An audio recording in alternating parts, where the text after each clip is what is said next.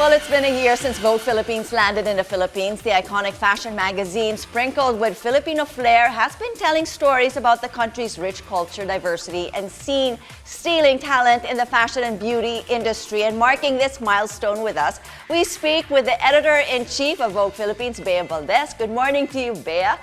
Always a pleasure. It's so nice to see you this morning, Chris. Have you recovered? I am in the state of recovery right now. I was going to say, have you recovered from the year and from the gala? Trying, Okay. but really happy to be here. I think it was, it's been a monumental year, and we just launched the September issue, which is the most important issue for us of this year. And then, of course, the gala that we had a few nights ago, which we were so happy to share with people. So. I know.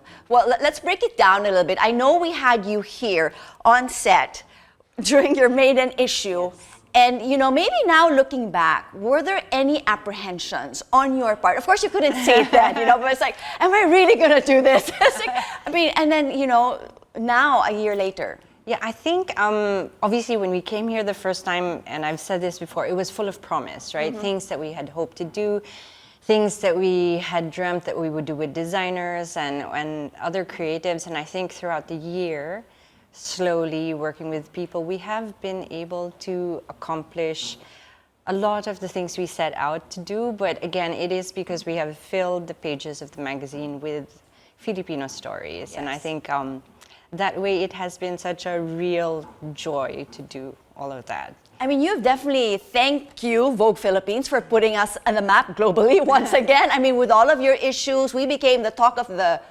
world. Like, you know, with who you put on the issues. Are you allowed to have a favorite one? Looking back at all the covers or issues that you have, I always, it's like a child, are you allowed?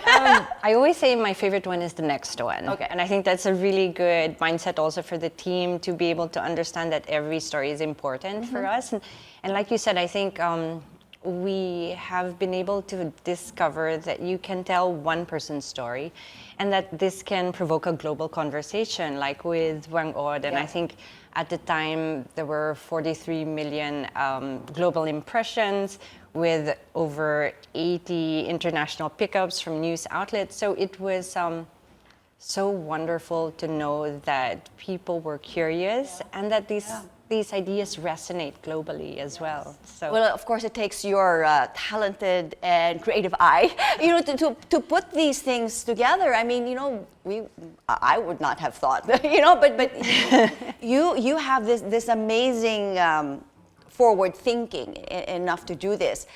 The gala event. Few nights ago. Was it a few nights ago? Okay, let's relive. Let's relive that night. Well, I think one of the things, like when you were saying about having a creative eye, actually it's many creative eyes. So it's like a whole team. The management team as well is very supportive and visionary. So in terms of the gala and the exhibit that followed, it was actually so many people's collective ideas coming together. And what we wanted to do was begin with a dinner that really was a Thanksgiving dinner, to be able to spend it with friends, colleagues from the industry, and people who have just been so supportive the whole year. And this was taking them through a journey, again, through Luzon, Visayas, and Mindanao, through the creative geniuses of Margarita Forres, our chefs from Shangri-La, Carlos Huerta, and Chef Joris Riken. And we had, I think, a sinigang to begin with to represent remember. Luzon. I can still taste it. I mean, it was absolutely delicious. And then, as you said, people actually wanted to go back and have more of the dessert, right? I was like, let's go back to the dessert. But you also had, okay, after that wonderful dinner and, of course, the beautiful setup that happened in the ballroom, you also had the cocktails. Yes. And then that's where you had your common threads. And Yes. So after that, actually, we led all of the guests into a big exhibition space that we did at the Shangri-La Grand Ballroom. And what it was called was Common Threads, and it was about recreating fashion. So these ideas of upcycling, of honoring homespun to homespun craft to couture, and marrying all of these ideas that are not unfamiliar to the Filipino and just presenting them in a new and exciting way to the public. And speaking of exciting, okay, so 365 days is down. Your maiden issue, you were talking about, wanting to discover like our identity, the Filipino identity, the fashion, and trying to connect it with nature and our environment. Where are we now in our second year?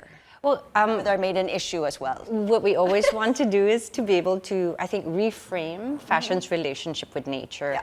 And in that way, we also refashion our connections with each other. And ultimately, what we want to do is celebrate the way that Filipinos see themselves. So I think we try and do that through fashion, through food, through music, and all the stories that we have on our pages. Okay, so our September issue is out. Yes. It is Yes, out. it is out. So once we get over that hurdle, what's next? I mean, I have to cram everything in like 5 minutes. But what's next for Vogue for this year? We continue to tell important Filipino stories, and I think we will always do that. I think what's exciting for us is this capacity now to build bridges from the Filipinos to the rest of the world. And what's great is that information and influence then flows both ways. Yeah. How excited are you? Absolutely. Yeah, absolutely. We are much to look forward to. So, well, we are lucky to have you at the helm, guiding us, and we can also look forward to the issues and the stories that you have to put out each month.